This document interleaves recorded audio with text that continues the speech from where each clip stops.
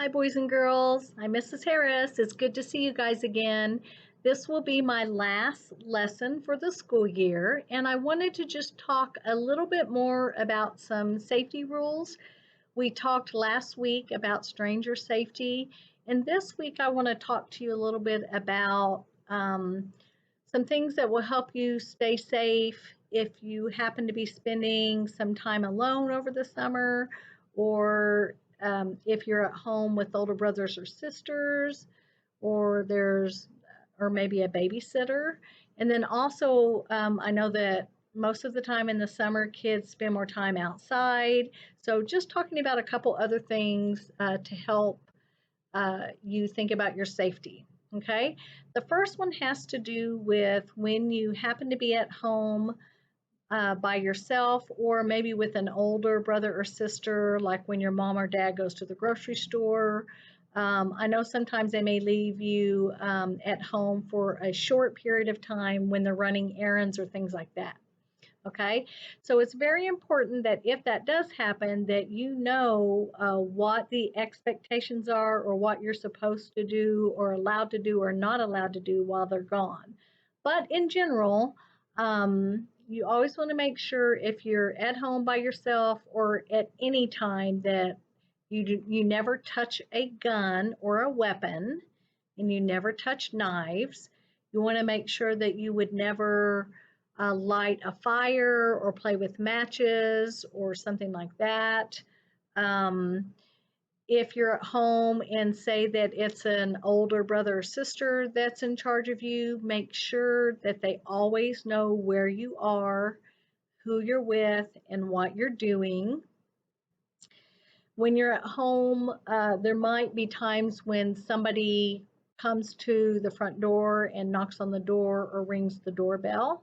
You need to know from your mom or dad, is there somebody that's expected to come over, is like grandma or grandpa, and is it okay to let them in?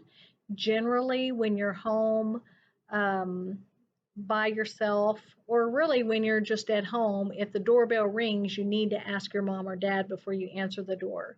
If you're by yourself, generally I would say don't answer the door. But again, that's something you need to check with your parents about. It may be that it's okay if a neighbor kid comes over to play, or like I said, there might be somebody that your parents are expecting, like my best friend's going to come drop this off. Just check with your mom or dad, and if you don't know if it's okay, it's better not to answer the door. And it's the same thing with the phone. I know nowadays we have caller ID, and you can look and you can kind of see who the person is that's calling. Certainly, if it's your mom or dad calling, you would want to answer it. But if you don't know who the person is, I would not answer the phone. And you never tell someone, if you do answer the phone, you would never tell them that my mom and dad aren't here, I'm by myself, or they're gone for the day, because it's just not safe. That just wouldn't be a safe practice to let people know that you're there by yourself, or that you and your brother are there or sister are there by yourself and there's not a grown up there. Okay. So again, you want to sit down and talk with your mom and dad about these things. And they probably already have these rules into place. And if you ever have a question about it, or are unsure, make sure that you can talk with them about it. Okay. If you go outside, just like with the bullying, it's better to be with somebody if you're going to go play somewhere. If it's out in your front yard or backyard, or across the street at the park, make sure that either you take a, a friend with you, your older brother or sister, and make sure that the person in charge of you knows where you are and what you're doing and says it's okay. Um, Another thing that can happen in the summertime, I know that lots of times when you're out playing, you might come upon a dog that you don't know, and maybe it's barking at you. You want to make sure that you don't look the dog in the eye. That's a sign of aggression. And sometimes it can make a dog feel scared or feel threatened. You wouldn't want to scream or yell at the dog. And you don't want to run from the dog, because that will trigger the dog to chase you. Okay. So, and a lot of times with dogs in the neighborhood and such, you can prevent problems by avoiding them. So if you know 2 houses down, there's a really aggressive dog or a dog that seems really mean or is trying to jump the fence or barking loudly at you, stay away from that area and go a different way, okay? Because dogs are very what we call territorial, and while we understand that this is our neighbor's house and yard, the dog might not understand that boundary. And if you're going in the street or walking on the sidewalk close to their house, they still feel like you're invading their territory. So the best thing to do is try to avoid any dogs that you already know are aggressive or could potentially cause a problem.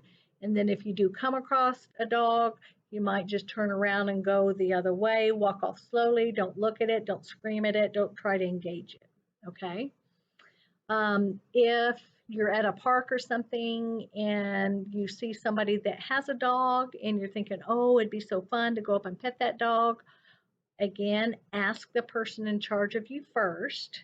And then if they say it's okay, then you ask the owner of the dog, may I pet your dog? And if they say yes, usually the owner will tell you how to pet them or what to do. But generally, you want to let a dog smell you first, and then you could pet them. But again, make sure it's okay from your parent or the person in charge of you, and make sure that it's okay with the person that owns the pet.